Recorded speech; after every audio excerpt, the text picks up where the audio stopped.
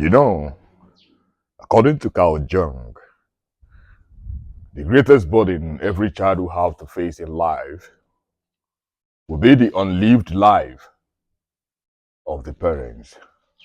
Yes, the unlived life of the parents. That will be the greatest burden every child will have to face in life. Look at this, guys. This is the book I'm reading currently, Making It Big by Femi Otedola. This is a big name in the continent and in the world at large. So I interviewed a young man yesterday in my office, and I was like, just imagine yourself going in the presence of a very heavy bishop or a minister of the gospel, and they lay hand on your head and begin a prayer that goes in this manner. I pray for you. His name is David. I pray for you this day, David, that you may follow the footsteps of your father. Would you respond with amen? The young man, first of all, smiled and said to me, I will say, God forbid. And I'm like, wait a minute. That doesn't sound quite ideal, traditionally, culturally speaking, and the rest.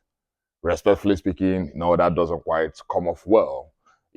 But at the end of the day, he had a point because I gave him time to make me understand what he meant by that answer, which he did. He proved his point. And, I thought, in another direction because his name is David. And scripturally speaking, we had a David who was a shepherd in his father's house, and they had their own kind of business up until purpose.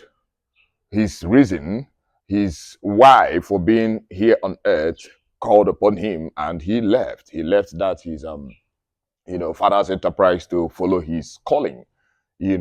But that is not what is happening here in Africa. We have this concern of parents wanting their children to follow their own path, which is actually the unfulfilled life of these parents.